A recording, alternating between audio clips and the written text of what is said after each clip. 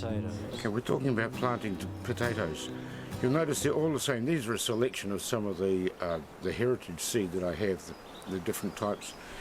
They're all pretty much the same. They sprout from the top, which is called the rows.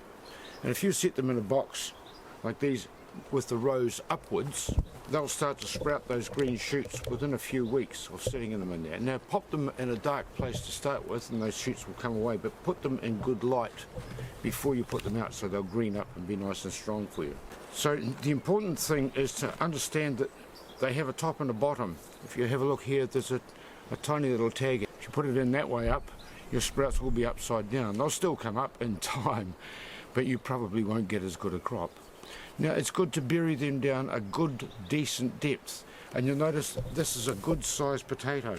As you get smaller, they get less vigorous and less capable of giving you a good crop. If your potatoes go green, such as that, just leave them aside, let them sprout in a warm box or a warm place, sprout, and just plant them again. Even the ones you get from the supermarket, unless they've had a spray to resist the sprouting, they'll be fine, and I don't know any that do. So don't worry about what you got, let them sprout, put them in. Potatoes. Potatoes like peas, bean, corn and cabbage. Pumpkin don't like potato, but they like sweet corn from way before you were born. You people were out there in the fields, learning the secrets of the land.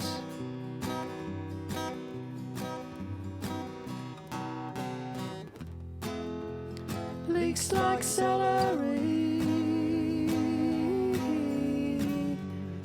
sweets and turnips like peas. Well, it's summerless life, got the roots, some have got the leaves.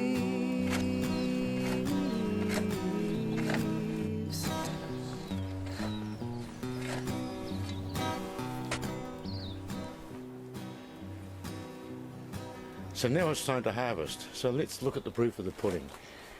How did we go? Please notice how wonderful the soil is, how deep it is, and how open. Look at that.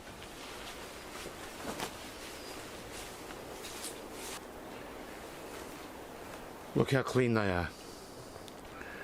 Absolutely delightful for top restaurants. This is the 19th year in a row that I've grown this crop, potatoes followed by tomatoes followed by potatoes, without changing the soil, without a break in the crops, and the soil is healthier now than it ever has been. This is how effective this method of production is. Wonderful stuff. So here we go, the soil is ready now for me to put my tomatoes in. And they're only about a fortnight away from being ready. So what I'll do now is chop these up and put them right back into the soil. The thing about tomatoes and potatoes is that they're both narcissistic and cannibalistic. They like to eat their own variety. They're the nightshade variety. And they like to eat their own selves. And they just get reabsorbed. So now I've got a green compost ready to go. A whole lot, just chopped in. Just like that. Doesn't have to be great. The soil will just reabsorb all of that within a few weeks. And you'll grow fantastic tomatoes on it.